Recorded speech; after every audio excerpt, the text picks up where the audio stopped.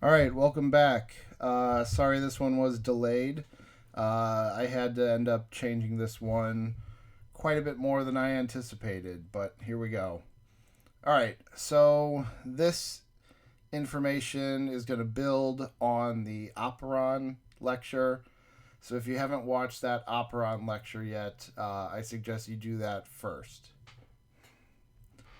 All right, the first part of this, we're going to talk about some biotechnology that you need to understand before we get into the pGLO lab. Okay, so biotechnology really refers to anything that manipulates organisms or their parts, right, or their genomes in order to make something useful. And an example that we're going to talk about is gene cloning, which can then lead to transformation of organisms in order to do all sorts of useful things. Okay, so before you can do any of this, though, you first have to make what's called recombinant DNA. And all that means is that you take DNA from two different sources, right, and combine them together into one molecule of DNA, one double helix of DNA. And the most important tool that was ever developed to make this happen was something called restriction enzymes. Okay, they're also called restriction endonucleases. And what they do is each one recognizes a specific sequence of DNA and then cuts the phosphodiester bonds that hold the backbone together whenever it finds that specific sequence. Okay, so the places where the sequence is found within a genome, right, and where the enzyme can cut are called restriction sites. So human beings didn't invent these. Evolution created them within bacteria to help fight viruses, right? Remember, viruses inject their genome into bacterial cells when they infect them, and bacteria that have these enzymes will hopefully be able to chop the viral infectious DNA up into pieces before it can actually do any harm. Okay, so you might ask, well, how does the bacteria keep from cutting its own DNA into pieces? Okay, and that brings us back to something from last week. Bacteria use methylation. Remember, eukaryotic cells like ours, we use DNA methylation, where you attach a methyl tag to DNA in order to change the shape of the molecule and make it so that transcription factors and RNA polymerase can't recognize and transcribe it. Well, here, bacteria use these methyl tags in order to cover up all of the restriction sites in their own genomes so that their own restriction enzymes can no longer cut. Okay, so this slide is just showing that, right? A methylase enzyme attaches methyl groups. After the methyl groups are attached, the restriction enzyme no longer recognizes the restriction site as a place in order to cut the backbone. All right, so lots of different bacteria have evolved lots of different restriction enzymes. Basically, every restriction enzyme looks for a unique site. Okay, and in general, these restriction sites are going to be what are called palindromes. Okay, it means that if you read one strand in one direction, it's going to have the same sequence as the other strand in the other direction. Okay, so kind of like a palindrome, but not exactly.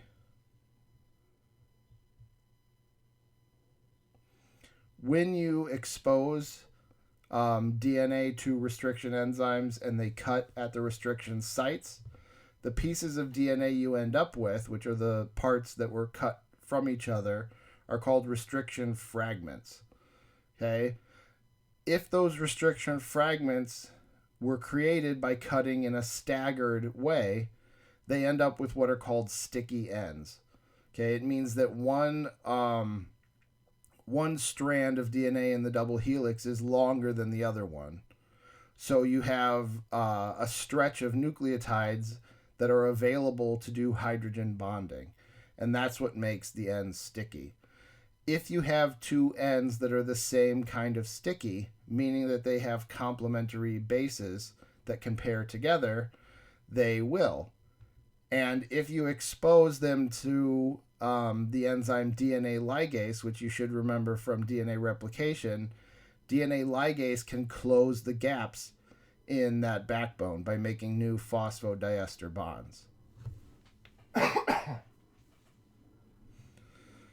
Okay, so some restriction enzymes make what are called blunt ends when they cut, because they cut between pairs of nucleotides, so that there are no exposed bases.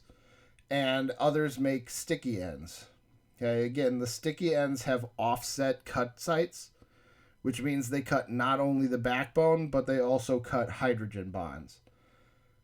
Okay, so they end up leaving an overhang of one strand of DNA that is available to make hydrogen bonds with a complementary sticky end, right? Any segment of DNA that is the same kind of sticky will then stick together.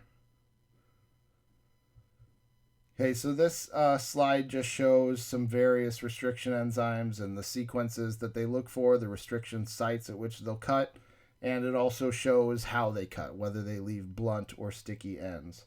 Okay, the top two, ALU1 and HAE3, leave sticky ends, and then BAMH1, HINDI3, and EcoR1 all leave sticky ends. So this is really important for making recombinant DNA, because it means that you can cut DNA from one source using a restriction enzyme, and if you cut DNA from a second source with the same restriction enzyme, then all of the DNA pieces you end up with will have the same kinds of sticky ends. Okay, so in this example here, the green DNA is the original DNA. We cut it open with a restriction enzyme, and then a gray piece of DNA from another source that was cut with the same restriction enzyme, so it has the same sticky ends that are complementary, is able to insert itself, and you have new DNA there now. And if you use DNA ligase to seal the gaps, right, in the backbone to make new phosphodiester bonds, then all of a sudden you have recombinant DNA, okay, that combines DNA from the green source and the gray source. And this is a really important step in what's called cloning. Okay, I know we tend to think of cloning meaning like clone a person or clone a sheep or something like that. Okay, this is not what that means. What this means, this kind of cloning, is just talking about cloning a small section of some organism's genome. Okay, and basically how that works is you take out the section that you're interested in from maybe a human genome, and you stick it into something like a bacterial plasmid, which we talked about in the last lecture. Okay, and then if you stick that plasmid, which is now carrying human DNA, into a bacterium, then as the bacterium copies itself and divides, it will make more copies of the cloned gene. Okay, so we're cloning a single gene or a single stretch of DNA instead of an entire organism here. Okay, so the human gene would be what's called the gene of interest. And the plasmid that you put it into using restriction enzymes and DNA ligase would be called a cloning vector. And together it's called recombinant DNA or a recombinant plasmid.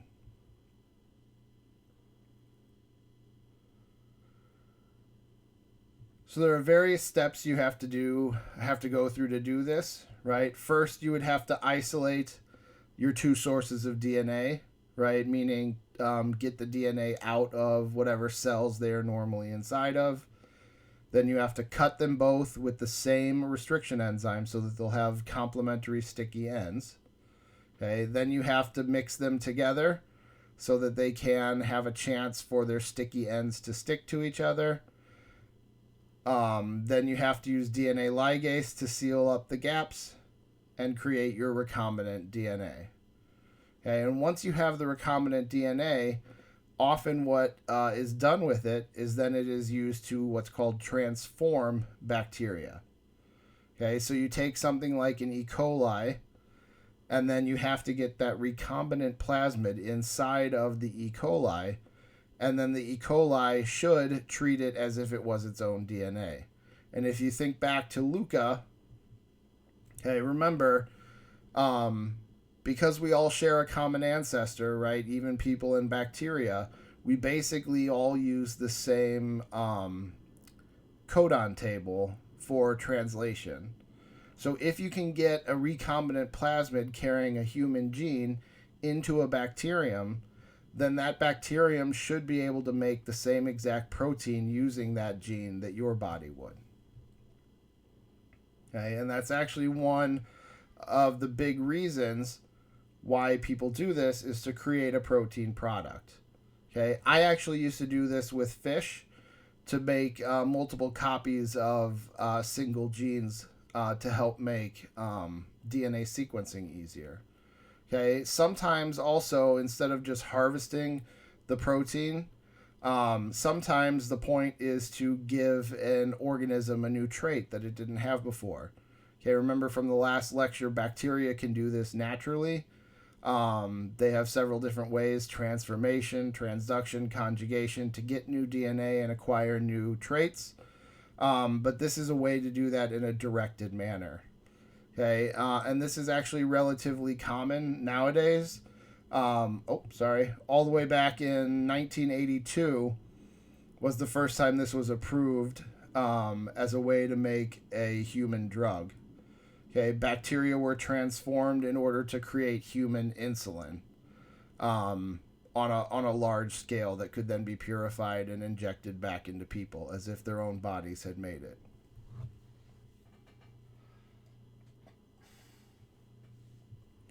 All right, so all of this is important because the lab we're going to talk about now is called the pGLO lab, and it uses all of these biotechnology tools. So the purpose of this lab is to try to make something glow that couldn't before. Okay, so these are all examples of organisms that have been given what's called the green fluorescent protein gene.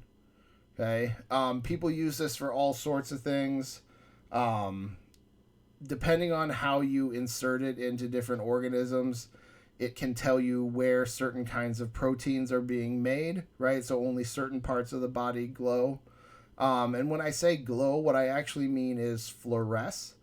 So these organisms or their cells or certain tissues within them only look this way, only have this green color when you shine UV light on them. So basically a black light.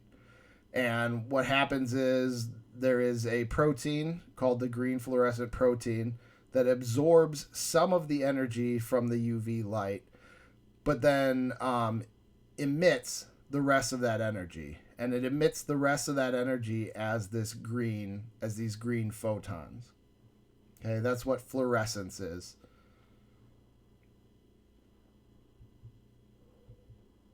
All right, so one thing to keep in mind, right? Central dogma here. Traits only happen if proteins are made. Okay, so it's not enough to just get the green fluorescent protein gene into an organism. You have to get that organism to also do transcription and translation and actually make the green fluorescent protein. Okay, the protein is the thing that fluoresces green. The DNA that codes for the protein does not. Okay, so don't forget that you have to have a protein before you can show a trait. All right, so in order to do this, you have to first make recombinant DNA. Okay, and there are various steps before you can actually get this gene into other organisms. Okay, so the first step is the isolation of DNA. Okay. The green fluorescent protein gene that we're working with in this lab came from jellyfish. Okay, it was cut from the genome of a jellyfish with restriction enzymes. Okay, and the person who first figured all this out and how important and how useful this green fluorescent protein gene could be won a Nobel Prize for it. Once you have the jellyfish gene, then you can clone it into a vector, which again is a plasmid. Okay, you have to open up the plasmid with the same restriction enzyme. You have to use DNA ligase to seal them all together. And when you bring all those pieces together and you have your recombinant plasmid, there are lots and lots of different recombinant plasmids, but this particular one that was built for our lab is called the pGLO plasmid. Okay, so pGLO is the name of the recombinant plasmid. And it has the green fluorescent protein gene from jellyfish, but it also has a gene for ampicillin resistance, and we'll talk more about that later. And it also has an arabinose operon, which we'll also talk about later. Okay, but in that arabinose operon, the structural genes have been removed and replaced by the green fluorescent protein gene. All right, the next step, and the only step that we would have had to do in class together, is the transformation step. And that's the step where you actually get the plasmid into the bacteria.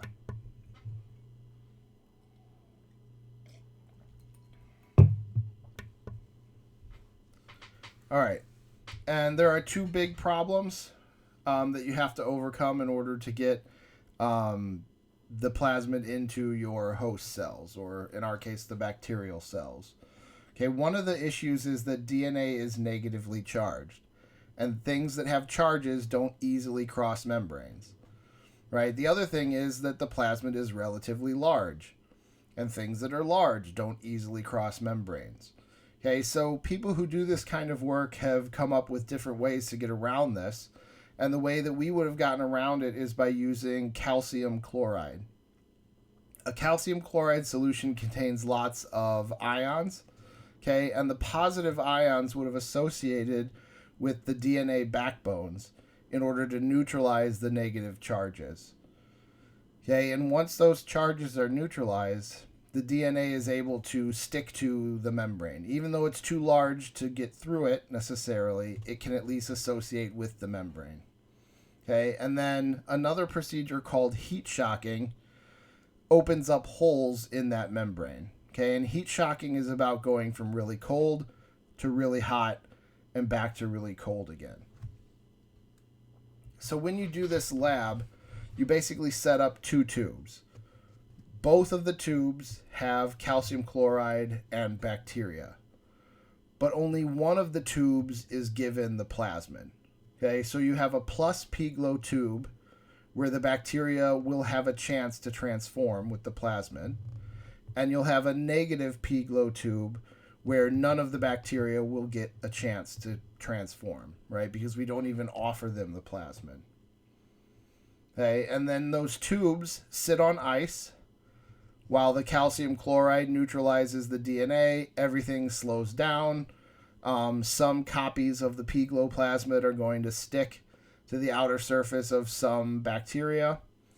And then we move it quickly to a hot water bath for the heat shock.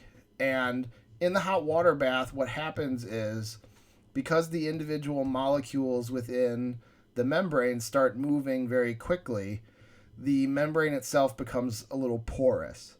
And when that happens, the now neutrally charged DNA molecules can slip across the membrane into the cytoplasm of the bacteria. Okay?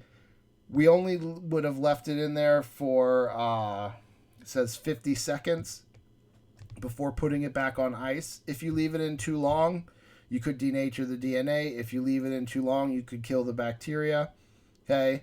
So it's a very precise kind of procedure, and then it goes right back onto ice. And in the ice, the bacteria are going to recover. Their membranes are going to seal back up, and some of the bacteria, but not all, in the plus pGLO tube will have actually transformed by taking a copy of the pGLO plasmid into their cytoplasm. Okay? Even in ideal conditions, most of the bacteria will not do that. Okay? But you don't need all of them to transform, you just need some of them to transform.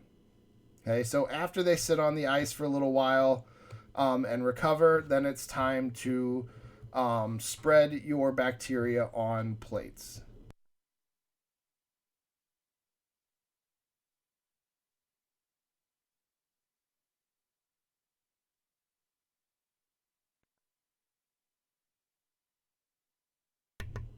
All right, there's a variety of different plates that are used in this lab, and the ingredients for those plates are on this slide. So all of the plates have Luria broth, okay, LB. LB is just food for the bacteria. All it does is support the growth of bacteria. Okay. Some plates also contain ampicillin. Ampicillin is an antibiotic that kills E. coli normally. Okay, but remember, the pGLO plasmid contains a gene that codes for a protein that allows bacteria to resist ampicillin. Okay. Additionally, some plates contain arabinose. And arabinose is a sugar that can induce the aura operon, which is also part of the pGLO plasmid. So in the setup for this lab, we're interested in how do the bacteria grow. Okay. If bacteria grow on your plate, they can grow as either colonies, which is individual dots or little mounds of bacterial growth, or lawn.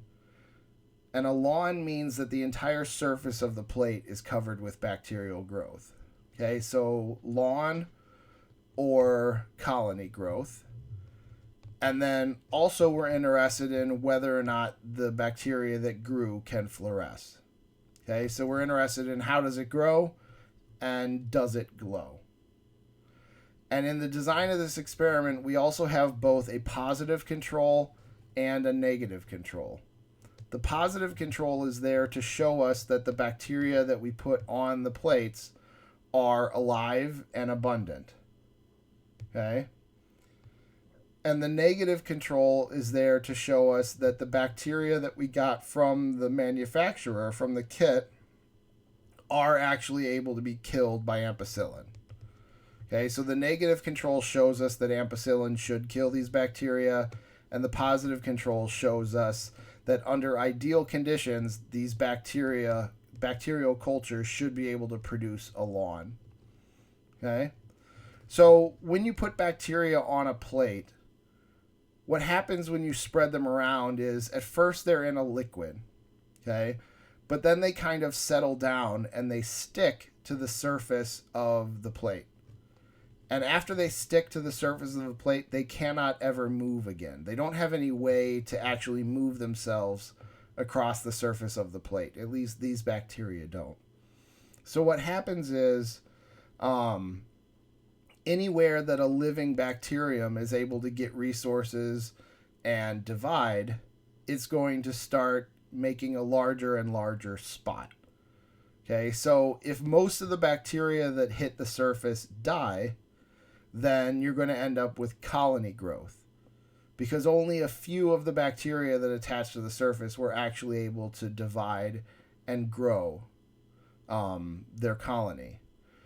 But if all of the bacteria that land on the surface survive and divide, then what would have been a bunch of individual colonies grow together, and that's how a lawn forms. Okay? All right, so the other thing to talk about here is that aura operon, which is part of the pGLO plasmid, okay, and why we have that. So the aura operon is an inducible operon, okay, so most of the time the structural genes here are turned off. In this thing, you can see the repressor protein is attached to the operator. So the ARA A, ARA B, ARA D genes would not be transcribed. Okay? If the sugar arabinose is present, though, then the repressor cannot attach excuse me, to the operator because the arabinose binds to the repressor and turns it into its inactive form. Okay, so the presence of the regulatory metabolite, in this case arabinose, turns the operon on. Okay, RNA polymerase, the red box, can attach and transcribe the ARA, A, B, and D genes. Okay, and those genes code for proteins that work together to break down arabinose. So basically this works the same as the lac operon. Okay, the bacterium only needs to break down arabinose if arabinose is present. So that's why this is an inducible operon, right? This is a catabolic process here, the breakdown of arabinose. Okay. But in the production of the pGLO plasmid, they modified it slightly. Okay. So again, remember, if arabinose is present, then those genes should be transcribed because they make enzymes that break down arabinose. Okay. But in the production of this plasmid, they took out the structural genes, ARA, B, A, and D, and replaced it with the green fluorescent protein gene. Okay, but the bacterium doesn't know that, right? The regulatory gene is still there, the promoter is still there, the operator is still there. So whenever the bacterium has arabinose available, the arabinose is still going to deactivate the repressor protein, which turns on the operon. But instead of making enzymes that break down arabinose, it's going to transcribe the green fluorescent protein gene, and translation is going to create the green fluorescent protein. Okay? All right. So we're going to have 4 plates here.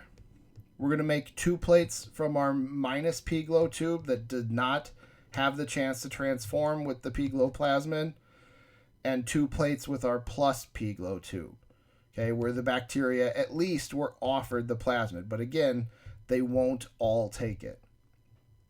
One of the minus pGLO plates only has LB, right? It only has food for the bacteria. The other one has both LB and ampicillin, okay, the antibiotic that should be able to kill this type of E. coli. One of the plus pGLO plates also has LB and ampicillin, but the last plate also has arabinose in it. Okay, so these are the 4 plates that we would have made in class, and I'm going to show you the results from these 4 plates on Wednesday. Okay, and that should be the information that you need to finish the pre-lab stuff that I'm going to post as soon as I'm done with this. On Wednesday, we're going to have a lab quiz, which is going to mostly focus on the basically how this lab works. Okay, so why did we use the things we used, that sort of thing. All right, thank you very much.